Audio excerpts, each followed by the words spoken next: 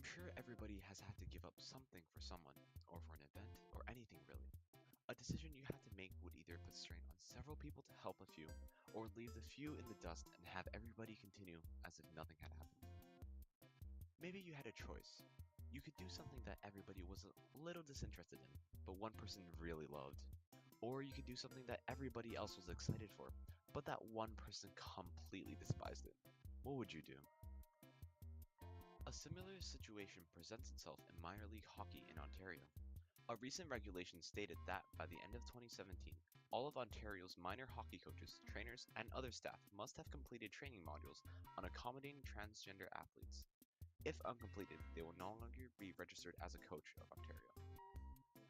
The online training module includes the education on transgendered athletes, which can take up to 2 hours for an individual to complete.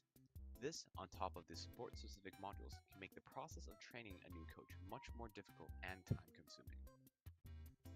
Minor hockey coaches and trainers must comply with a new set of rules, including transgender inclusion, dressing room policy, and negating gender-based discrimination. When teams travel to different arenas, they must be notified of the dressing room policy well in advance to accommodate the transgender individuals, so the situation can be properly handled. This requires a well-organized and managed team. This real-life situation leads us to our knowledge question. To what extent is it reasonable for society to support individual needs? To thoroughly evaluate the factors surrounding an accommodation in society, a simple pro-con list will not suffice. Instead, we have created 4 factors of reasonability for the purpose of answering our question. 2 factors deal with the change or adjustment itself: feasibility, which is how affordable it changes, and importance, which is how necessary the changes. The 2 other factors deal with the change itself, which are social consequences and how it affects society, and lastly, morality, which is how obligated we are to take action. We can see this in the $4 billion investment from the US government for California's 700,000 special ed students. This amounts to an average of 22% of the education funds going towards the 12% of students categorized as special ed. Not only are they receiving twice the funding as normal students, but they do not provide tangible benefits that may be seen if the funds were invested in high achieving programs. I'm not simply talking about the monetary cost, but that is definitely one of the more encompassing factors. A simple example of such would be hiring an applicant from a pool of candidates. This applicant would need to be paid a set salary of X while providing the company with a Y increase in profits, usually in work done. If Y hours now this is all good and done from a purely consequentialist lens, simply reviewing the cost efficiency of somebody who only requires monetary payment and will provide a net gain. However, what if these applicants require some sort of other compensation for the entry into the company? What if suddenly there were other costs associated with this applicant, other resources besides salary? Now this is all good and done from a purely consequentialist lens, simply reviewing the cost efficiency of somebody who only requires monetary payment and will provide a net gain. However, what if these applicants require some sort of other compensation for the entry into the company?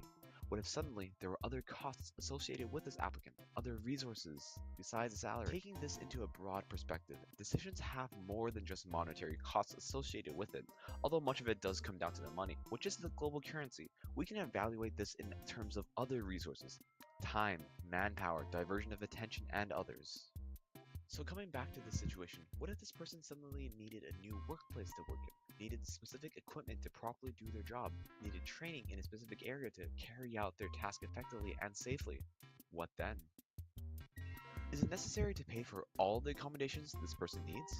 What happens if the cost of supporting this member X is greater than the benefit Y?